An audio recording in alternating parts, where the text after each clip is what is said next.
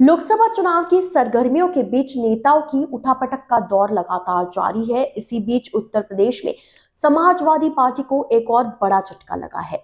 स्वामी प्रसाद मौर्य के बाद अब सलीम शेरवानी ने भी महासचिव पद से इस्तीफा दे दिया है। सलीम शेरवानी ने सपा अध्यक्ष अखिलेश यादव को चिट्ठी लिखी है, जिसमें उन्होंने कहा कि पार्टी में मुसलमानों की उपेक्षा से परेशान होकर महासचिव पद से मैं इस्तीफा दे रहा हूं। अपना पद अभी इसी वक्त त्याग रहा हूं।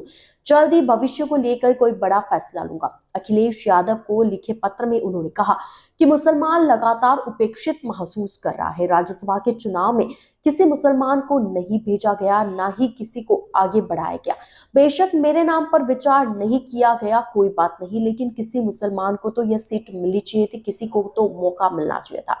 मुसलमान एक सच्चे रहनुमा की तलाश में है। मुझे लगता है कि सपा में रहते हुए मैं मुसलमान की हालत में बहुत परिवर्तन नहीं ला सकता, इसलिए मैं पद से इस्तीफा दे रहा हूं। सलीम शेरवानी ने आरोप भी लगाया कि आपने पीडीए का नाम लिया, लेकिन राज्यसभा में उम्मीदवारों की लिस्ट को देखकर तो यही लगता है कि आप खुद ही पीडीए को कोई महत्व दे ही नहीं रहे, केवल कहने के लिए आपने कह दिया।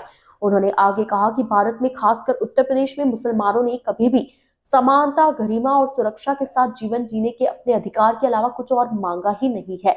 लेकिन पार्टी को यह मांग भी काफी बड़ी लग रही है। उन्हें लग रहा है कि यह भी बहुत बड़ी डिमांड है। पार्टी के पास हमारी इस मांग का कोई जवाब है ही नहीं।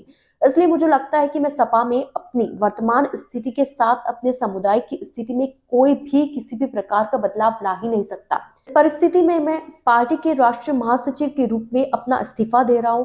मैं अगले कुछ हफ्तों के भीतर अपने राजनीतिक करियर को लेकर कोई बड़ा फैसला लूंगा और मुझे उम्मीद है कि मैं आगे कुछ ना कुछ अच्छा ही करूंगा। लेकिन फिलहाल मैं इस पद से इस्तीफा देना चाहता हूं, क्योंकि इस पद पर रहते हुए मैं अपने समुदाय के लिए कुछ कर नहीं पाया।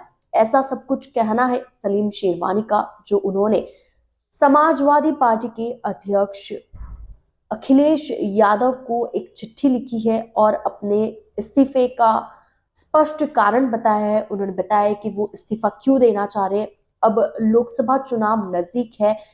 कुछ ही दिनों में लोकसभा चुनाव को लेकर घोषणा कर दी जाएगी और कुछ ही महीनों में लोकसभा चुनाव आने वाले हैं। और चुनाव से पहले जहां राजनीतिक पार्टियां एक्टिव मोड पर हो गई है, वहीं इस तरीके से समाजवादी पार्टी को एक के बाद एक झटका लगता जा रहा है।